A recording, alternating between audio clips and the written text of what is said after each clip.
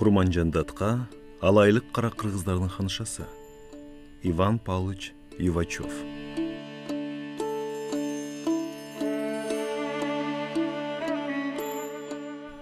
Ошол мен Оренбургтан чыгып, Азияга бут койгон 1907 жылдын 1 февраль күнү алайдын ханышасы Курманжандатка көз жумду. Менин Курманжандатка жөнүндө кабарым деле жок болчу.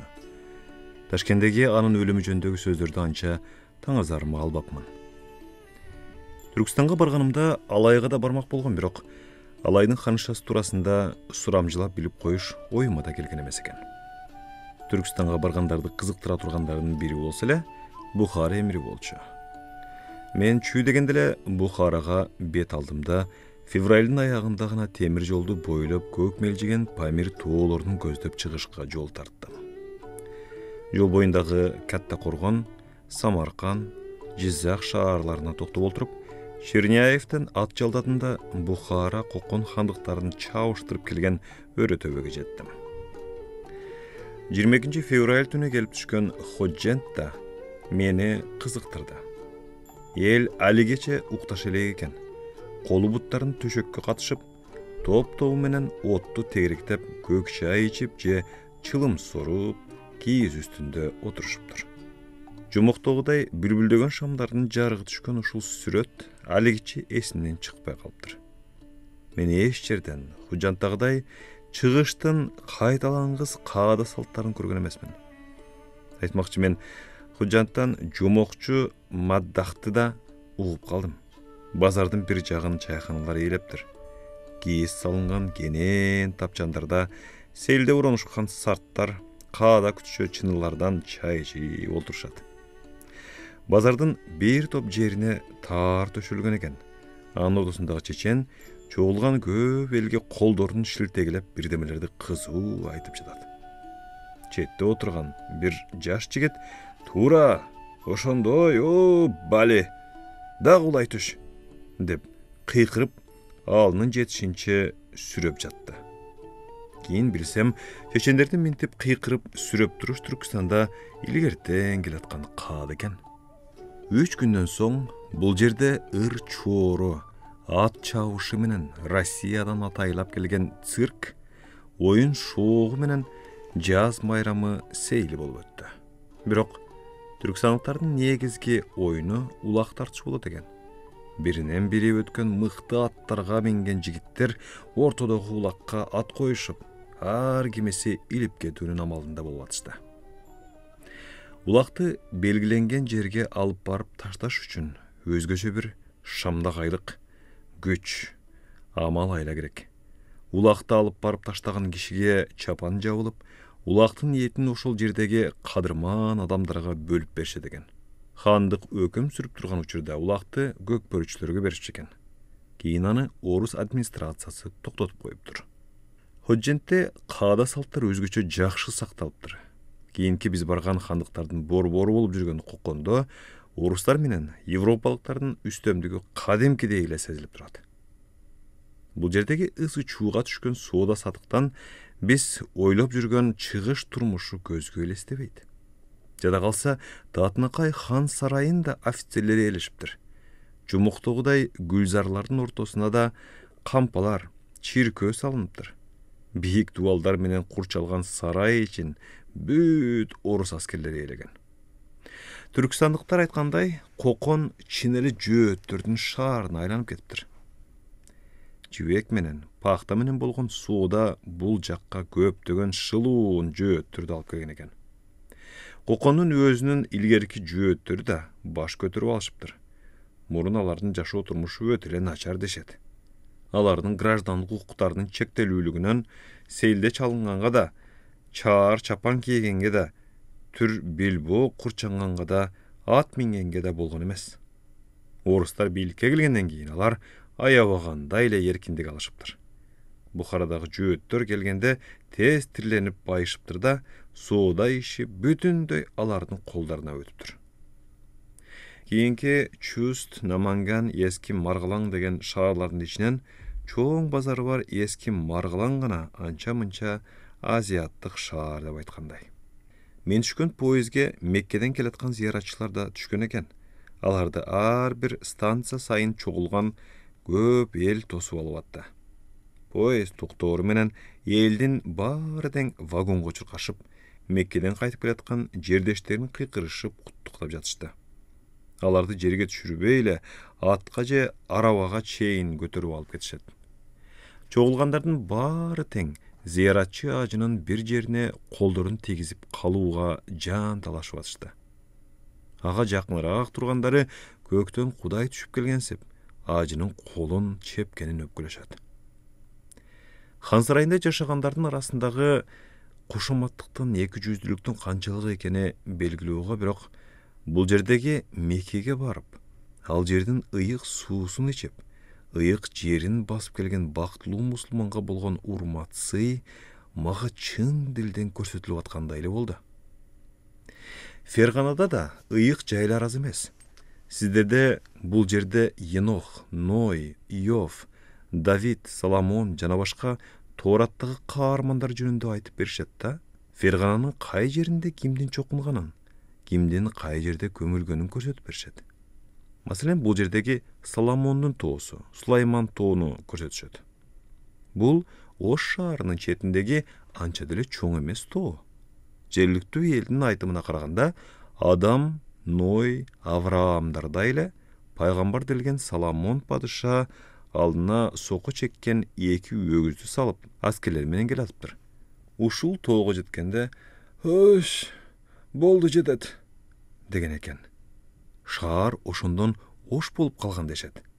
Сулайман тоого Фергананын кыштактарынан гана эмес, бүтүндөй Түркстан жергесинен мазарларга сыйынып, оору сыркоосунан айыгыш үчүн эл агылып турат. Кээлери тоо чокусундагы чуңкурга башын койсо, кээлери көчүгү менен тоо ылдый сыйгаланып түшөт. Кээлери оорусунан айыгып кетиш үчүн үңгүрдөгү сууга жүз чайышат. Үч коргондун жанындагы кыргыздар аябай ыйык туткан дөөттүн мазарынын, Давидтин мазарынын мүрзөсү бар. Каламсарыкта Еноктун чокунган жерин, Ыдырыс пайгамбарда болсо, жөөттөрдүн айтымына караганда анын жаны көккө учуп кеткен дешет, анын мүрзөсүн көрсөтүшөт. Азыр санитардык станция турган минералдык сууларга бай аюу тоодо көп азап чеккенде ага теңир оң бутуң менен ташты теп деген дешет. Иов тебери менен ал жерден ысык суу атып чыга баштаптыр. Сол буту менен тепкен экен, муздак суу атып чыгыптыр. Иов ысык сууга түшүп, муздак суудан суусуну каңгыча ичип, аладан таптаза айыгып баса бериптир. Ушул сыяктуу көптөгөн уламыштар жергиликтүү элдин Тоораттагы тарыхты ыйык көргөндүктөрүн, көпчүлүгүн өздөрү да биздики дешкендей кылып айткандарынан кабар берет. Жаңы Маргалаңда Фергана облусунун аскер губернатору менен жолугуштум. Андан да Алай хан шахсынын өлүмү жөнүндөгү кабарды уктум. Курманжан датка эмнеси менен бергилүү деп сурадым. Ошко келериңиз менен уездин начальнигине жолугуңуз. А киши датканын балдарын чакыртып берет. Ошентип, Курманжан датка туурасында алардын өз оозунан угасыз. 1902 жылы болгон катуу жер титирөөдөн оңол элек Анжиян шаарынан 15 март күнү кечинде ат минип 45 чакырымда жердеги Ош шаарына жол тарттык. Жаратылыштын жылдын бул мезгилиндеги кызыгы көп.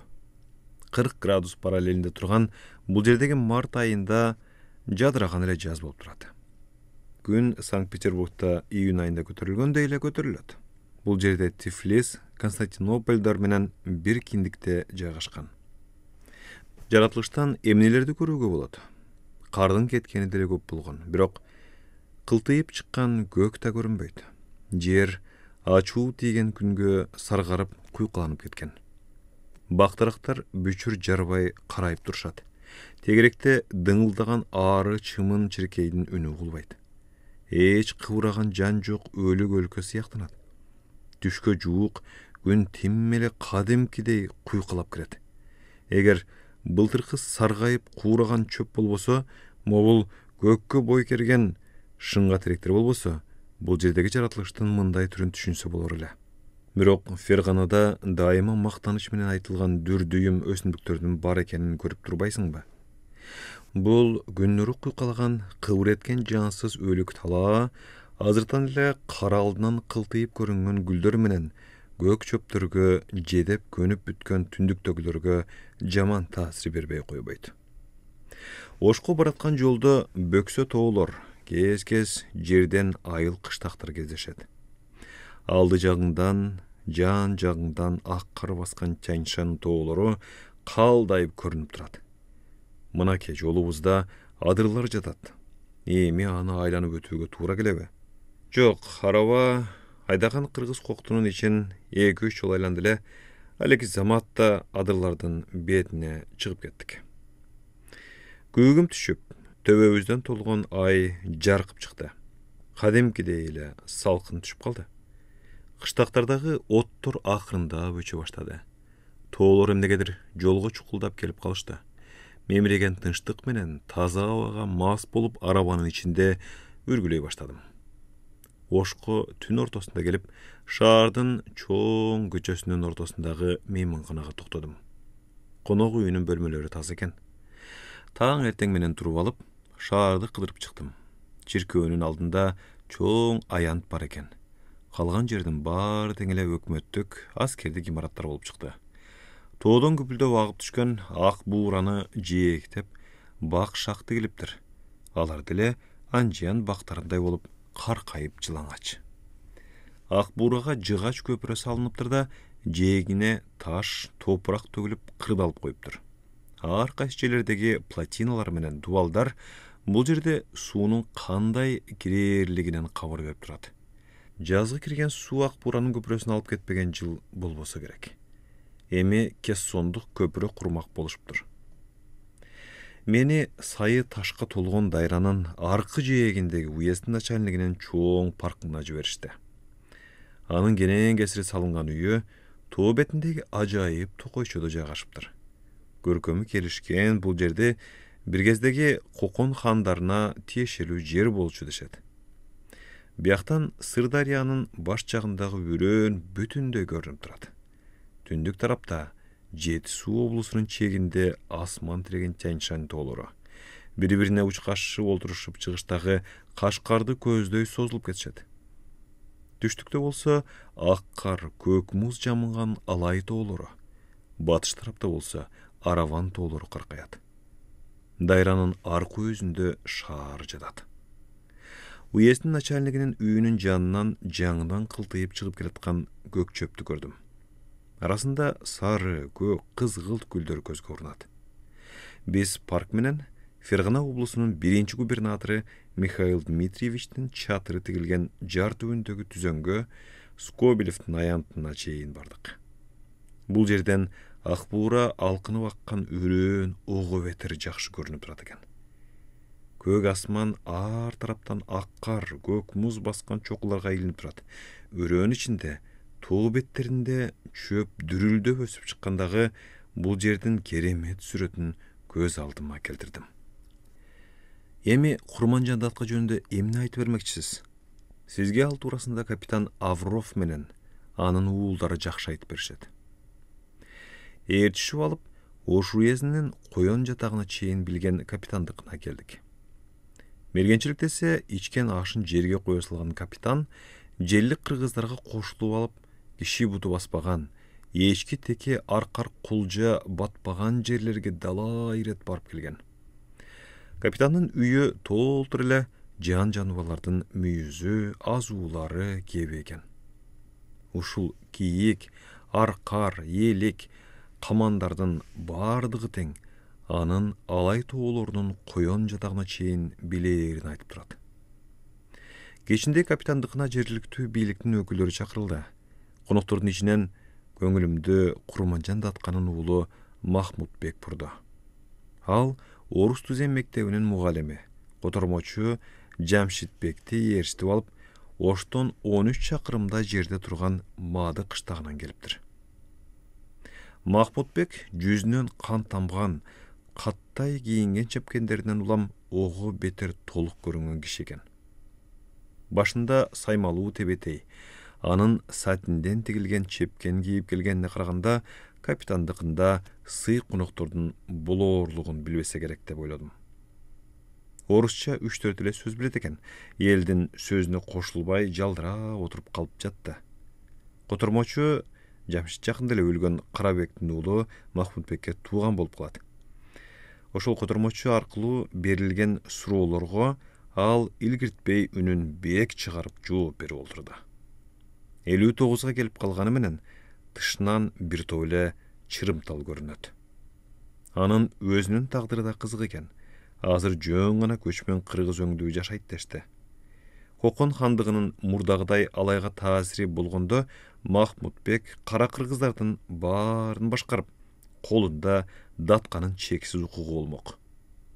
Махмутбек жөнүндө айтаардан мурун Курманжан датка туурасында капитан Авров экөөнөн укканымда айтып бергим келет. Курманжан 1811 жылы Оштун чыгыш тарабындагы Гүлчөлүк кара кыргыздардын ичинде туулган. Анын атасы Маматбай Моңгуш уруусунан чыккан. Туугандарынан байлыгы менен деле, кадыр баркы менен деле эч айырмаланбаган карапайым киши болгон. 18 жылы Курманжан бөбө Маматбаева Юваш уругунан чыккан Кулы Сать Яровго, туурасы Кулсейит Жаровдур, турмушка чыккан. Бул жерде кара кыргыздар жөнүндө айтып кетүү керек. Кыргыздар чоң ордо, орто ордо, кичи ордо деп бөлүнүшкөндөн тышкарыда кыргыз кайсактар же казактар жана кара кыргыздар деп бөлүнүшөт. Казактар муундан муунга келаткан ак сөөктөрүбүз, аристократтар бар деп сыймыктанышат. Алардын хандары менен бектери ак сөөктөргө кошулушат да, калган кара таман калк кара сөөккө кирип кетет. Кара кыргыздарда андай бөлүнүп жарылуу жок болгон. Казактар алардын антип бөлүнбөгөнү үчүн кара деп шылдыңдашып, түп жайын калмактардан чыгарып келишкен. Курманжандын биринчи жолу күйөөгө чыкканы туурасында мусулман аялга мүнөздүү эмес көп сөздөрдү айтып жүрүшөт. Азиянын көп элдериндегидей ата бабадан келаткан салт менен Курманжанды бала кезинде эле кудалап коюшкан. Курманжан күйөөсүн той болгон күнү көрүп, ушундай күйөө бала тапкан ата-энесине аябай нааразы болгон. Курманжандын Яровдун аялы деген аты эле болгон. Ал ошол 3 жыл бою атасынын төрүндө отурган. Биз илгертен эле мусулман аялдарынын күйөөсүнүн кыңк этпес күңү катары көрүп келгенбиз. Курманжандын болсо ошондо эле өз алдынчалыгы сезилип турат. Ал күйөөсүнө баш ийип бермек тургай, кайра күйөөсү менен ажырашуу үчүн жол издей баштайт. Эгер кыргыз аялынын жашоо турмушу менен жакыныраак тааныша келсек, мунун баары түшүнүктүү болуп чыга келет. Адатта Түркстандагы мусулман аялдарынын эч кандай укугу болбойт. Аларды күйөөлөрү пулга алган оокат катары көрүшөт. Күйөөсү аялын башка кишиге көрсөтпөйт. Аял киши тышка чыгып калса, бетин кара чүмбөт менен, башынан аягына чейин паранжы менен жаап алыш керек. Паранжынын артындагы жерге жете чубалган узун жеңдер кошоктолуп байланып коюлат. Паранжы бир көргөн кишинин көзүнө өтө эле өөн көрүнөт. Кыргыздардын аялдары тышта болобу, үйдө болобу, өз каалаганындай жүрө берет. Ал жүзүн бирөөдөн эч качан жашырбайт. Кийген кийимдери да куддум эле эркектердикиндей. Ийиндерине чаар чапан жамынышат, баштарында болсо ак элечек. Бир болгон айырмасы, аялдар элечекти ээг алдынан байланып алышат. Кыргыз аялы ат үстүндө эркин жүрөт. Чарбачыл, конок кечени жайдары тосуп алган үй ээси. Кыргыз аялы коомдук иштерге катышкан мисалдар да болгон. Кара кыргыздар көз каранды болуп турган Кокон хандыгы бириндеп чачырай баштаган мезгилде алай акими датка кылып хан дайындаган Алымбек өзгөчө бөлүнүп турган. Алымга акылдуу, жандуу Курманжан жакчу. 1832 жылы ал Курманжанды күйөөсү менен ажыраштырып, ага үйлөнгөн. Курманжан Алымбекти өлтүрүп кеткичекти жеңилен жерден, оорун колдон алып, 29 жыл чогуу жашаган. 1845 жылы Гүлчөлүк кара кыргыздар менен алайлык кара кыргыздарда козголоң болот. Кокондук миңбашы Мусурманкул askerleri менен Ош шаарына кирип, көптөгөн кыргыздарды туткунда болот. Алымбек Курманжандын акылы жөн билгилигинен гана ошол кездеги Кокон хандыгынын төбөлдөрүнүн колунан кутулуп кетет. Алайдын жапайы тоолорунун эркин көчмөндөрү өздөрүнүн ээн эркин мурдагы жашоосун унут элек кара кыргыздар биринчи мүмкүнчүлүктөн пайдаланышып, жүрөктөрүнө чийки майдай тийип бүткөн Кокон хандыгынын чеңгелинен кутулуп чыгыш үчүн ашыгышат. 1947 жылы Кожо төрө Кашкар тагын талашып, Ферганада кол чогултуп Гүлчөнү көздөй бет алганда, Алымбек да өз кыргыздарын ээрчитип ага кошулуп жөнөгөн. Ошондон көп өтпөй эле алар Кашкарды Кытайлардан тартып алышат. Бирок Кожо төрө бийликте көп олтурбай качып кетет. Алымбек да өзүнүн кыргыздары менен Алайга кайтып келет.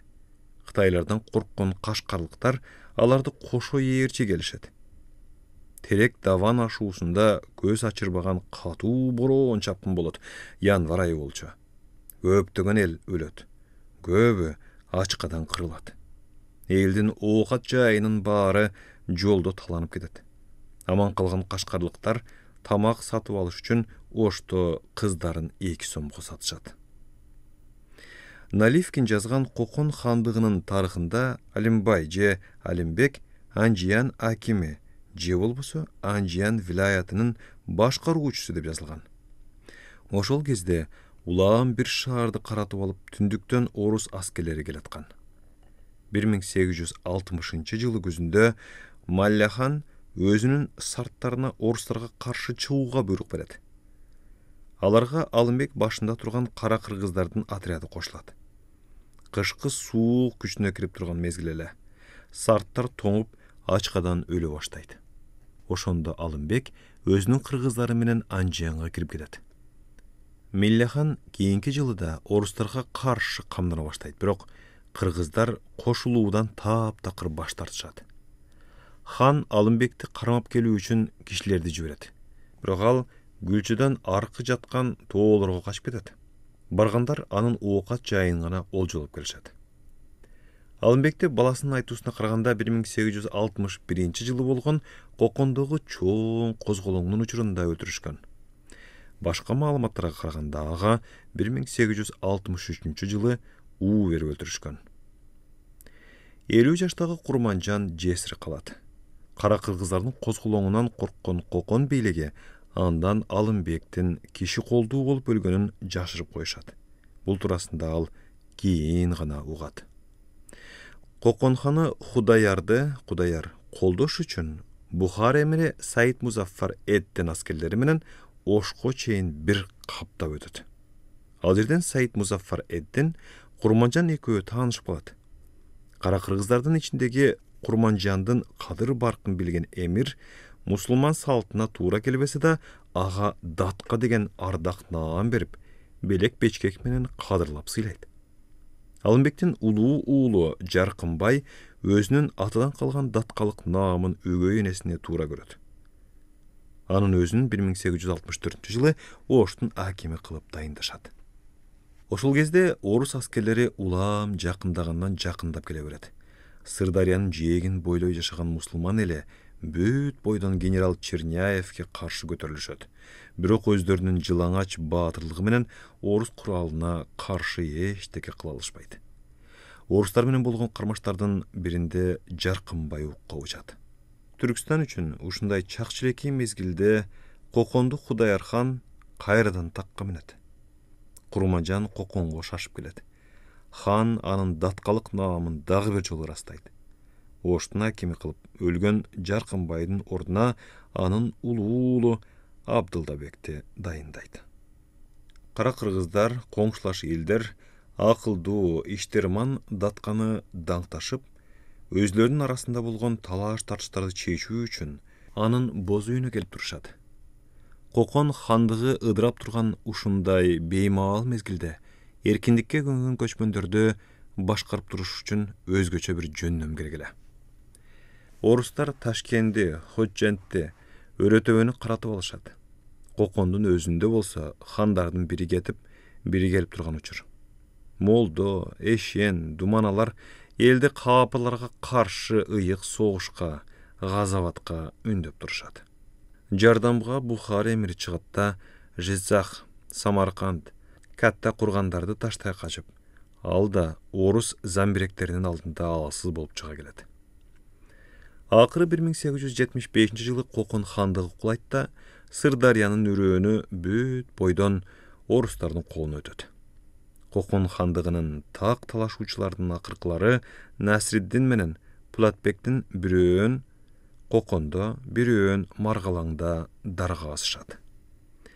Кыпчактардын эр жүрөк кол башчысы Автобачыны колго түшүрүп алышат.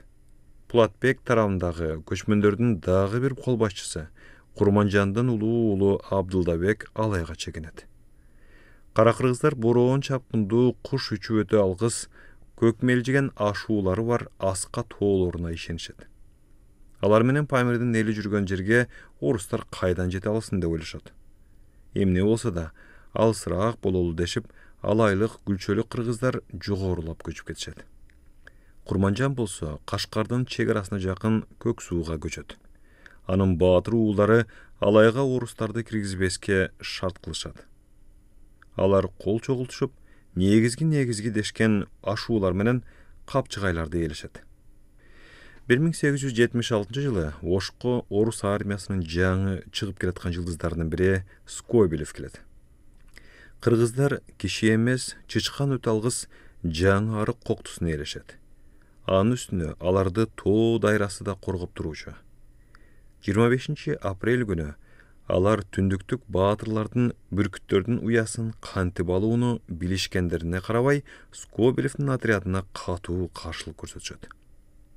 Кыргыздардын кол башчысы Курманжан Датканын улуу уулу Абдылдабек Капчыгайда өзлөрүн коопсузбуз деп эсептечү. Ошол жерлерден азыр да үйдөй таштарды, жарым-жартылай бузулган чептерди көрүүгө болот. Бирок кыргыздардын ичинен да орустарга айланып өтө турган жолду көргөзүп берген чыккынчысы Иманкул чыгат. Скобелев кыргыздардын чебин оң жагынан айланып өтүү үчүн майор Ионовдун отрядын жиберет. Курчоого алынган кыргыздар чебин таштай салышып, алай тоолоруна бет алышат. Түмөндөгөн малдар жолдо калат. Абдылдабек кызылар ташуусун көздөй бет алат да Памир тоолоруна жашырынат. Анын артынан князь Виткенштейн түшмөк болот. Бирок аз эле жерден Кара көлдүн жанынан өлүп кала жаздайт. Эл ичиндеги Датканын кадыр баркын жакшы билген Скобелев майор Ионовго Курманжанды таап сүйлөшүүлөрдү жүргүзүүнү тапшырат. Көп кыйынчылыктардан кийин Ионов Курманжанды анын бир тууганы Исмадияр байдын боз үйүнөн табат. Датка генерал Скобелевдин өзү менен жолуктурууну суранат.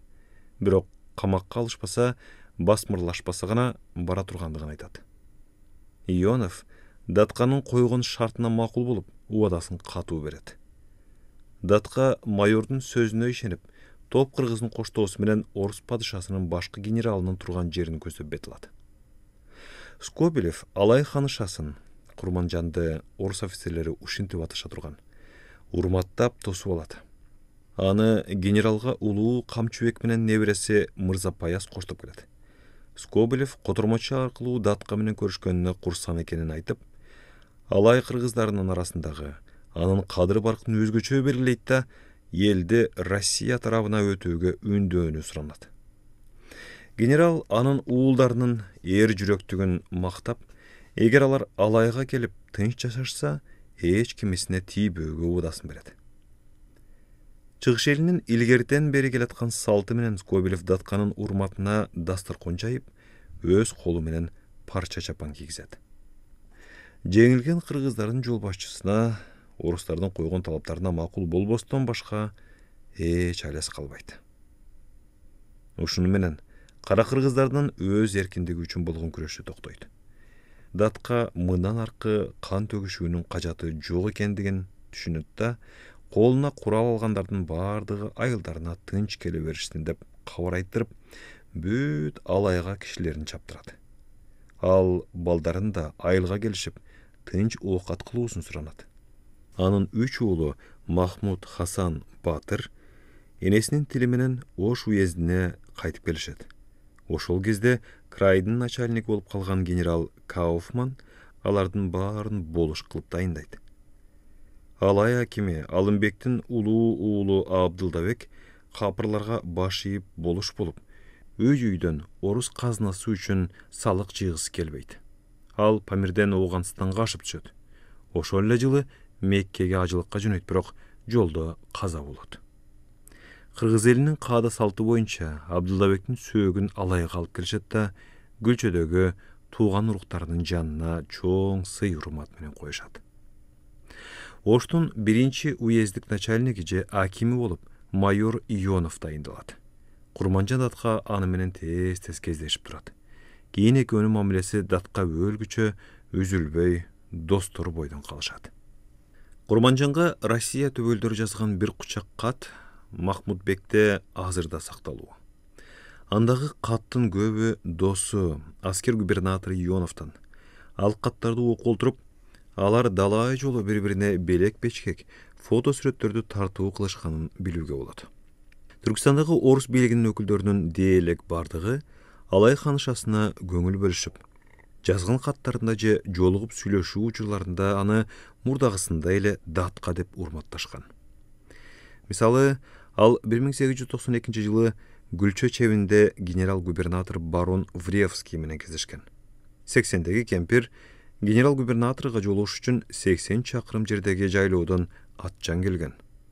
Парча менен тышталып, чейке белине кундуз кармалган ичикчен Курманжан генералдыгында жашагып шоролонгон көздөрүн улам жеңи менен арчып коюп, алдындагы отургучка көпкө көнө албай отурду. Барон салт боюнча Даткага парча чапан кийгизет. Датка генералдардын чакырыгы боюнча келген сайын алардын алдына ак боз ат тартуу кыла турган. Бирок алар дайыма Даткага ыраазычылыктарын билгизишип, белектен баш тартышуучу. Курманжандын куюлушкан сөздөрүнөн тунук акыл, элчилик жөндөм сезилип турчу. Карып калганына карабай, анын көздөрүнөн от чачырап, азыр деле бөлөк аялдардан бөлүнүп жакшынакай эле. 1893-1895 жылдары жашы бир топко келип калган Датка башынан бир топ оор мезгилдерди өткөрөт. Алайдын тоолук бүркүт кыргыздары илгертен эле жырткыч келишчү.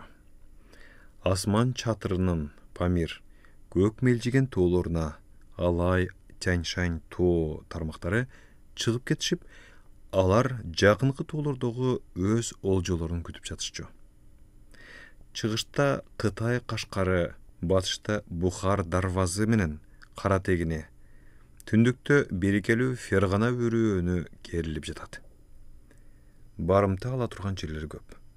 Орустардын келиши менен бул жорук бир топ эле тыйыла түшөт. Аскер отряддары кербен өтө турган жолдорду катуу көзөмөлгө алып турушат. Ошондо кыргыздар контрабандалыкка өтүшөт. Датканын уулдарынын бири, мүнөзү өтө эле курч Камчыбек, Кашкардын чек арасы аркылуу контрабандалык товарларды өткөрүп алып турууну өз колуна алган. Орус администрациясы андан эбак эле шекшип калган, бирок аны колго түшүрө албай жүрүшкөн. Бир мезгилде бажылык корукчу эки күзөтчүсү менен жок болуп кетишет. Кийинчерээк тергөө учурунда алар жашынып калууга үлгүрбөгөн кыргыз контрабандисттери менен кез болгону белгилүү болуп калат. Камактан кутулуш үчүн алар корукчуну күзөтчүлөрү менен кошо өлтүрүп туруп, сөөгүн өрттөп ийишкен.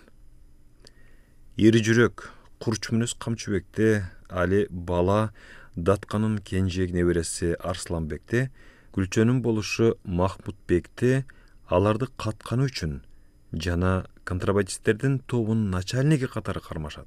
Аларга кошуп Мырзапаязды камашат. Бул иш боюнча 21 киши камалат. Бектердин карган энеси Курманжан Датка аскер губернатору Павалу Швейковский менен сүйлөшүү жүргүзүү үчүн жаңы Маргаланга жөнөйт. Аны неберелери балдары менен жолугуш үчүн областтык түрмөгө киргизишет, бирок анын жалынып жалбарууларынан эч натыйжа чыкпайт. Махмудбек, Мырзапаяз, Арсланбектерди Сибирге каторга иштерине кетишет. Россияга жакын деле баш ийген кыргыздар өздөрүнүн сүйүктүү баатырларынын кайдагы бир корукчулардын өлүмү үчүн набыт болушун каалашпайт. Алар өз жигиттерин күч менен болсо да бошотуп алууга аракет кылышат. Түрмөгө кол салып, өздөрүнүн сүйүктүү таткасынын балдарын бошотуп, алардан мурун алар камакта олтурган бектерге жолугуп, кеңешип алууну туура көрүшөт. Бирок өтө сак Махмутбек аларды тыйып коет. 1895 жылы 2 мартта соттолгондорду Оштун кыргыздар жашаган бөлүгүндө даргасышат. Даргасууну өз көзү менен көрүп турган Курманжан Даткага өтө эле кыйын болот. Ал алайга көчүп кетет да балдарына ошол жактан Куран окутат. Сибирге сүргүнгө айдылган Махмутбек жолдоштору менен жолдо 2 жыл жүрүшөт. Алар ооруп Иркутскиге токтошот. Ошол мезгилде Датканын сөзү өтүмдүү достору, өзгөчө Ионов, анын балдарын бошотуп алуу үчүн көп аракет кылышат. 1897 жылы Махмутбек, Мырзапаяз, Арсланбектер сүргүндөн бошотулуп, Сибирден кайтып келишет. Кара кыргыздарга көрсөтүлгөн мындай зордук зомбулукту орус администрациясынын айрым өкүлдөрү азиаттар кара күчкө гана баш ийет деген пикир менен актап келишет. Ошол себептен улам алайдагы орус бийлигинин кадыр баркын көтөрүү үчүн кыргыздарды ээсинен кеткис кылып катуу жазалоо керек болгон. Айрымдары Датканын балдары орус бийликтерине таянып алышып көп кетишти.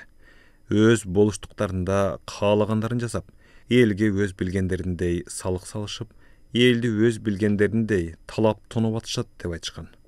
Алардын анча-мынча желин чыгарып, ким экендиктерин таанытып коюу керек дешкен. Кандай дешсе да, ал мезгилдерден бери 10 жыл өтүп кеткенине карабай, Датканын балдары өзлөрүнүн мурдагы болуштук ордун алышкан эмес. Бул жерде Датканын башка балдары жөнүндө да сөз кылып кетүү керек.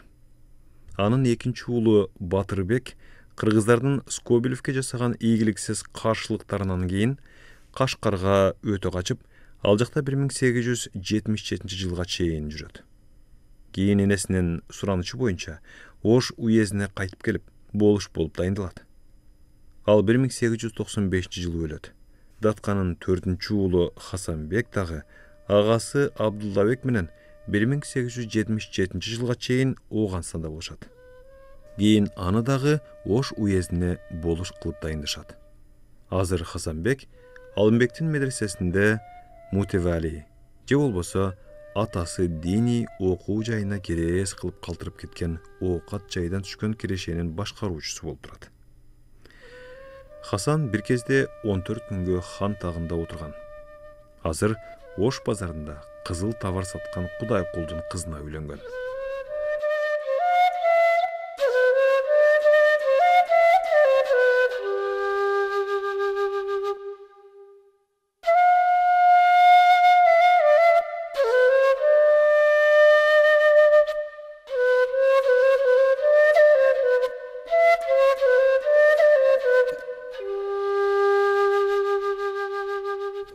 Кимбирөөнүн жер титирөө тез болуп турган тоо өлкөлөрүндө жашаган элдердин өздөрү да тынчы жок келет деп айтканы бар. Мисалга, ар жыл сайын жер титиреп турган, эл ичинде дайыма толкундоолор болуп турган Дагыстанды айтышат. Ош уезди да кудум эле Дагыстанга окшоп кетет. Жер титирөө бул жерде да тез болуп турат.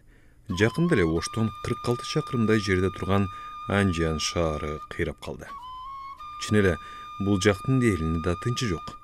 Анын үстүнө Алайдын мурдагы Кокон хандыгы менен Кытай Кашкардын ортосунда жатканын да унутпоо керек. Эки жакта тең саясий козголоңдор, тынымсыз согуштар болуп турган. Далай тынчы кеткен баш кесерлер, нааразы болуп Кашкар менен Кокондон качкан начальниктер, шылуундар дегеле коңшулаш өлкөлөрдүн ар кошкон эли акыры келип ушул Алай тоолоруна жашырнышкан. Мындай шартта кыргыздар чектеш элдердин күрөшүнө эрксизден кошулуп кетишчү. Кашкардагы мусулмандар Кытай бийлигинен кутулуш үчүн далай жолу газават жарыялашкан, мисалга 1862 жылы. Андай окуяларга дайыма кара кыргыздар да кошулуп кетишчү. Ош уездинде болсо, орус бийлигинин аркасы менен ал жер азда болса тынчып қалды. Бирок кезек-кезеги менен ал жерде башаламандыктар болуп турду. 1885 жылы бул жерде ооган эмири менен байланышып алган бир топ шайкалар пайда болуп, өздөрүнүн башчысы Дервиш хан төрөнү Кокон ханы деп жарыялашкан. 1891 жылы кичине болсо дагы башаламандыктар кайталанган. Хожо Кален өрөөнүндө миңдеген кыргыздар келип кошула баштаган кара тегиндик имам Магди деген чыккан. Курманжан Датканын 4-чү уулу Хасанбектин айтуусу жана уездин начальники Ионовдун буйругу боюнча толкуноолордун башчысы кармалып, сүргүнгө айдылган.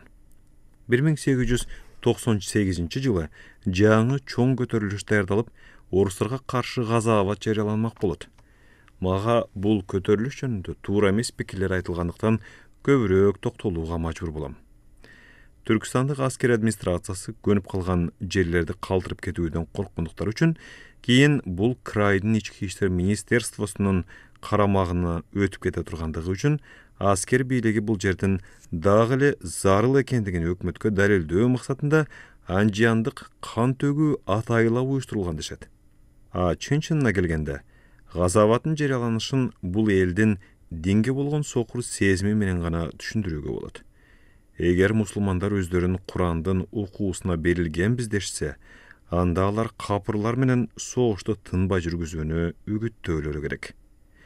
Жеңишке жетпесе да, динсиздер менен болгон согушта апаат болуу бул диний чоң эрдик деп эсептелет. Андай мусулман тиги дүйнөдө да бейиштин жыргалына абадат. Ушулардын баарын көзүр кылып кармап алышкан имамдар менен молдолорго, эшендер менен думаналарга ыйык согушту жарыялоо кыйын деле эмес эле. Анжияндын түштүк жагындагы Миңтөбө кыштагындагы тажиктерден жаңы молдо үгүчү чыгат. Аны Магомед Али Халиф же жөн эле Дукчи Эшен деп коюшчу. 40 жаштагы Эшен билимсиз болсо дагы Куранды бүтүндөй жатка билчү. Бүйүр кызыткан сөздөрү менен ал ыйык Эшендин окуусун кумарлана угушкан элди топтоп алуучу. Эшен элди өзүнө дүрдүйүм тамактары, көз боемологон шумдуктар менен тартуучу. Анын үйүндө 3 чорголуу килейген самоор такай кайнап турчу. Бир керемет менен кой этинен басылып отсуз бышкан палоо дайыма даяр болор эле. Кийин ошол казандарды жылытыш үчүн үйдүн дубалдарына киши көргүз кылып бекитилген кернейлерди табышкан. Оюнда эч арамдыгы жок эл ага ишенишип, белек бешкектерин көтөрүнүп алышып барыша турган. Эшен эл эмне алып келсе, бир кесип чүпүрөктөн баштап төөгө чейин ала берчү. Ал келген элдин белектерин алып, аларга өзү жасаган ийиктерди таратып берчү. Ошондуктан эл аны Дукчи же ийикчи деп аташчу. Эшендин мүрүттөрү анын даңкын көтөрүшүп, Эшендин ыйыктыгы, көзү ачыктыгы жөнүндө жердин баарына чуулдатып айтышып, карапайым элди алдап келишкен. Мүрүттөр алынып келинген белек жөнүндө Эшенге айтып турушкан. Эшенге келген киши мүрүттү ээрчип босогон аттай электеле Эшен оолуя өңдөнүп, анын алып келген белегинин атын айтып, өзүнүн ыраазычылыгын билдирет. Мүрүттөр үйдүн дубалдарына катылган түтүктөр менен келген киши туурасындагы маалыматтардын баарын айтып турушкан. Кирген киреше менен жардамчыларынын көптүгүнөн Дукчи Эшендин чарбачылыгы гүлдөп, күн сайын келген элдин баарына тамак аш берип турган. Кыргыз аялдары анын алдынан туура басчу эмес, Эшендин батасын алуу үчүн күйөөгө бере турган кыздарын алып келишүүчү. Дукчи Эшендин батасын алган кыздар үчүн калың көп төлөнүүчү. Айрым түрксандыктардын Эшенди динге терең берилген киши деп келишкендигин айтып кетүү керек. Жогорудагылардын баарын тең Эшен эмес, башында Кокондун хан сарайынын иш жүргүзүүчүсү же мырзасы молдо Магзум турган анын тегерегиндегилер кылышкан. Козголоңдун чыгышында негизинен ошондон көрүшөт. Ошол кезде Туркиядан Абдул Жарил деген эч кимге белгисиз бир авантюрист келет. Ал паспортун маргалаң менен Ошто белгилетет да Түрк султанатынын катын алып элчи катары Дукчи Эшенге барат. Абдул Жалил Эшенге мусулмандардын өкүмдары берип ийген чепкенди, жашыл асабаны, Мұхаммед пайғамбардың чачын тапшырып, ғазават жариялауға чакырат. Дукчи қаттын султандан екеніне көпкө чейин ишенбей турат да, султан мени кайдан билет экен деп сурайт. Ал Абдул-Жалил экинчи жолу келгенден кийин гана алданып, элди динсиздер менен согушууга чакыра баштайт. Динге терең берилген эл көтөрүлүш чыгараарына ишенишет. Курал жарактын ордуна душмандын аткан огун сууга айлантып ийе турган ийиктерди тараттырат. Даярдалып аткан Газават жөнүндөгү кабар бүтүндөй Түркстанга тарайт. 17-18 майдын түнүндө Самаркандтын мусулмандары даярдалып аткан Газаваттын ийгиликтүү болушун тилөө үчүн мечитке сыйынганы келишет. Ташкенттин базарындагы мусулмандар динсиздерге каршы ачык эле үгүт жүргүзө башташат. Мусулмандардын өздөрүнүн басып алуучуларына жасаган мамилеси жердин баарында эле аябай өзгөргөнү кадимкидей сезилип турат. Уюштурулуп жаткан көтөрүлүш туурасында орус администрациясынын өкүлдөрүн да эскертишкен. Бирок алар өздөрүнүн чакан отряддары менен бул чапанчандардын чоң топторун жеңил эле талкалап койгондуктарын али күнчө эстеринен чыгарышпай, көтөрүлүштү өз учурунда басууга эч чара көрүшпөстөн кымырабай гана жата беришкен. 1898 жылдын 18 майынын түнүндө ээлигип калган мусулмандар, өзгөчө жергиликтүү түрктөр айылдык старшина Молдо Касымдын баштоосу менен Миңтөбөдөн Анжиянга бет алышат. Дукчи Эшен да алар менен кошо жөнөйт. Аппак кийинип, башын өлүмгө байлаган мүрүттөрдүн бири ачылган Куранды, анан биринчи өлтүрүлгөн орустун канына боюлгон жашыл асабаны көтөрүп алып, алды да атчан келатты. Ошол учурда эч нерседен шек санабаган ажыяндык орустар жаш аскерлерди түн ортосунда ойго тушуп мылтыгада турган жерге жөнөтүшөт.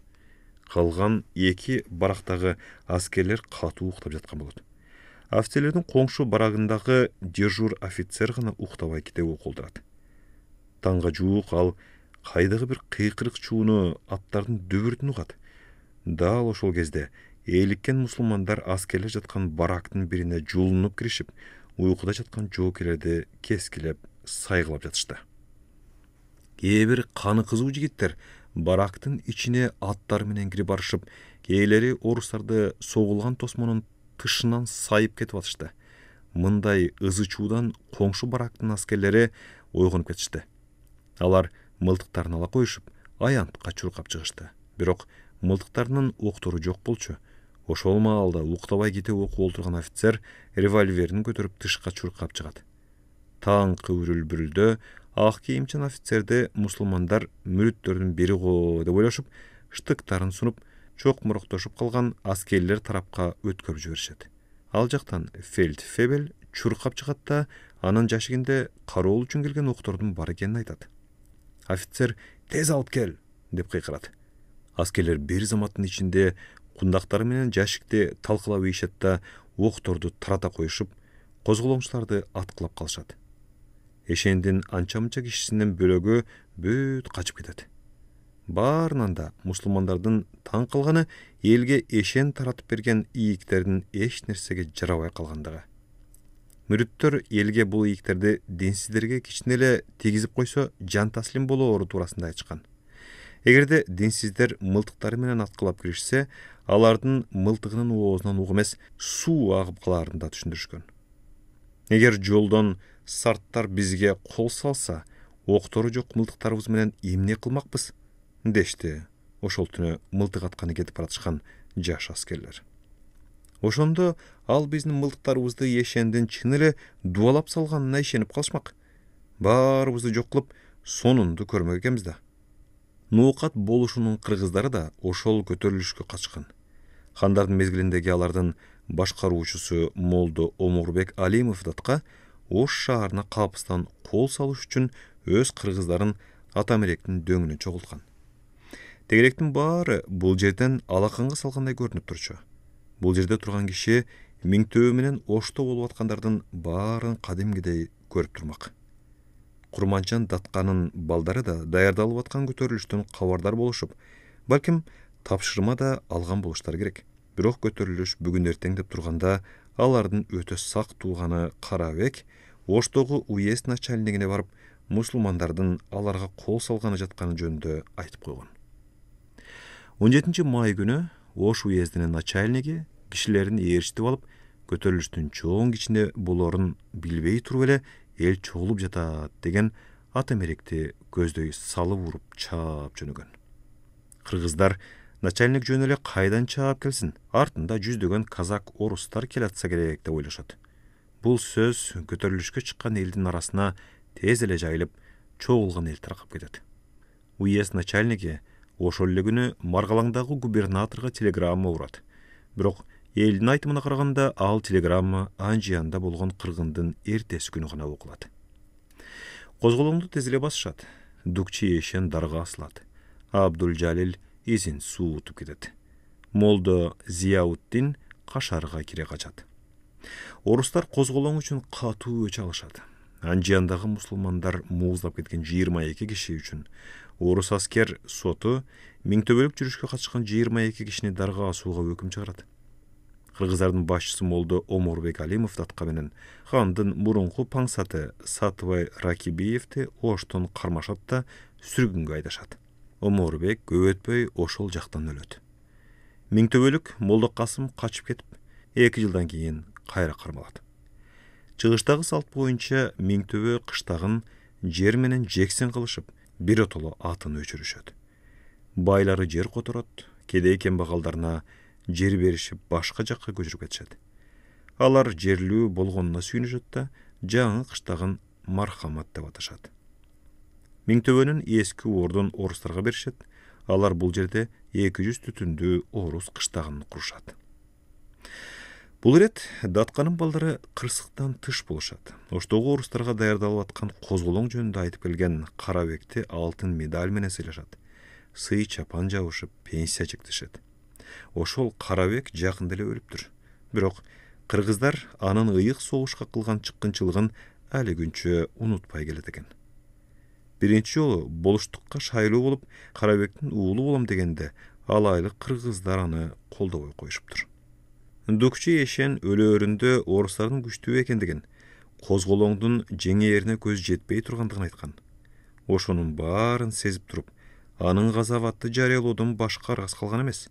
Чын-чынына келгенде, Түркстанды орустар ээлегенден кийин жерлер тынчып, сарттын баары тез байып, хандардын мезгилиндегидей болуп, оокат жайы, катын баласы өздөрүнүн кара жаны үчүн титиреп жүрөктөрү түшпөй калган.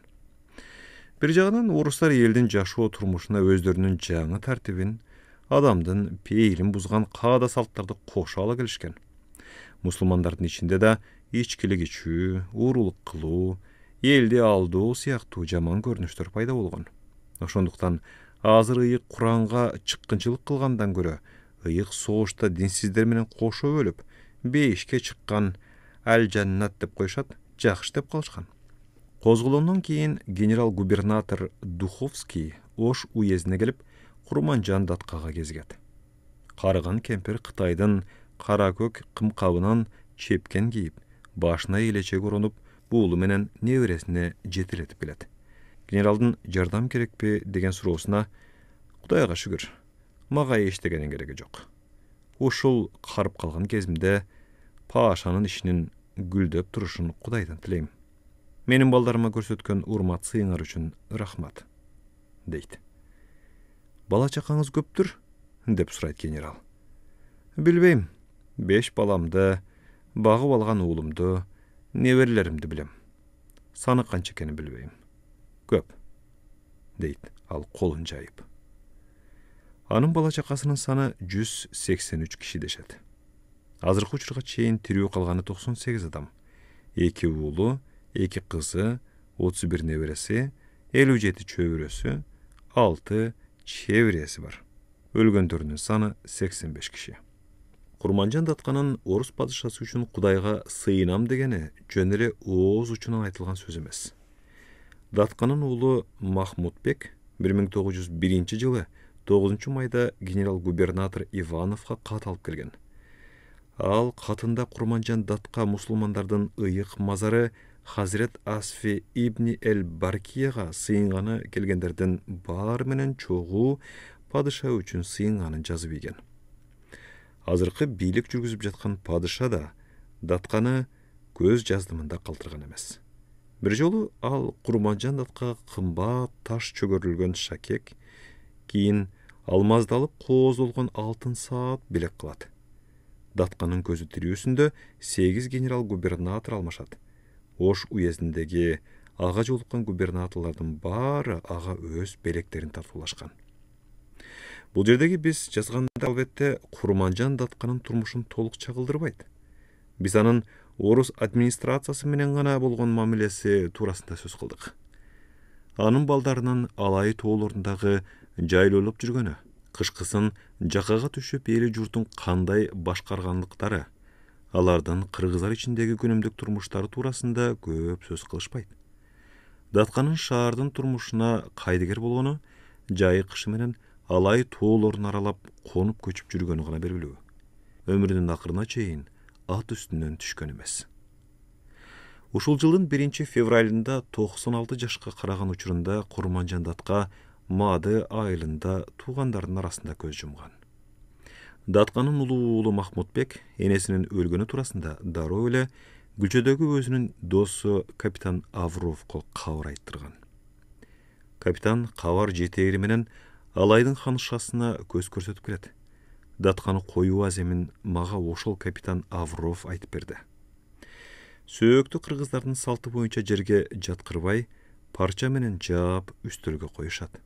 Анын жанына казына менен башка элдин берген белек бешкектерин коюшат. Өргөөнүн эшигинин алдында эки катар болуп Датканын неберелери, чөбөрөлөрү турушат.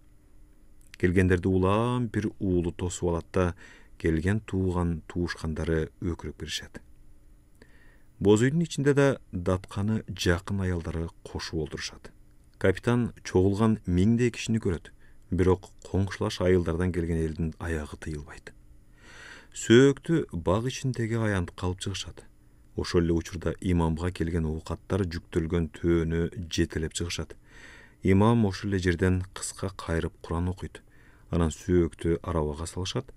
Анын жанына кичүү уулу Хасанбай олтурат.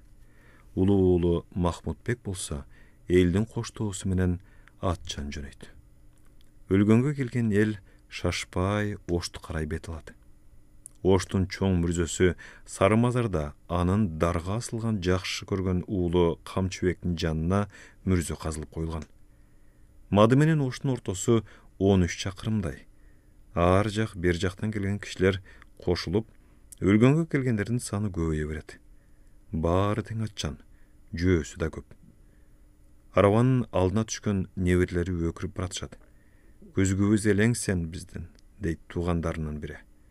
Молдо болсо, өлүк коюуга тийиштүү Курандын сүрөсүн окуп, өлүк жанында баратат. Мүрзөнүн оозунан арабаны токтотушуп, сөөктү колдоруна алышат. Уулдарынын бири элдин алдына түшүп алып, күмүш тыйындарды чачып барат. Махмутбек көрдү өзү түшүп көрүп чыгат. Да бир жолу Куран окулгандан кийин сөөктү көргө түшүрүшөт. Биздин Россиядагыдай эле ал жердеги чогулган элдин баары тең топурак ташташат. Сыйлуу кишилерге топуракты чапандын этегине салып барып беришет. Алар топуракты колдоруна алышып, кайра чепкенге ташташат. Анан бул топурактын баарын тең мүрзөгө ташташат. Сөөк көмүлгөндөн кийин баары тарап кетишет. Кийин деле көпкө чейин алыскы жердегилер Датканын балдарына Куран окутуп келип турушат. 1907 жылдын ноябрь айында Датканын ашын бермей болушат. Ошентип коңшулаш болуштардын эли Мадыга кайра чогулат. Ошондо Курманжан Датканын жашоо турмушун өз ырында сүрөттөгөн кыргыздын бир төкмө акыны табылат. Махмутбек Алымбек Даткаевдин аңгемелерин угуп олтурган ошол кечте мен алай тоолорунун көзүн жоосун алган жаратылышын, капчыгай жарып өткөн тентек өзөндөрүн көргүм, эркин көчмөндөргө кошулуп, алар менен боз үйдө бирге жашагым келип кетти. Менин оюмду билген Махмутбек жан алымды койбой мергенге чакыра баштады. Азыр эртерээк, кар көп, майда чыкканыбыз оң болор, деди. Мен майга дейре күтө албадым. Алкышымды айтып, ага белек бердим.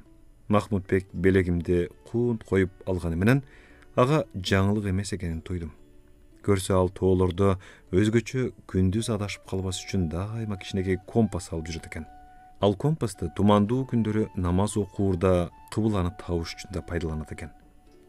Эртеси таң үрүл-бүрүл ойгонуп мен оштон Анжиянга жол тарттым.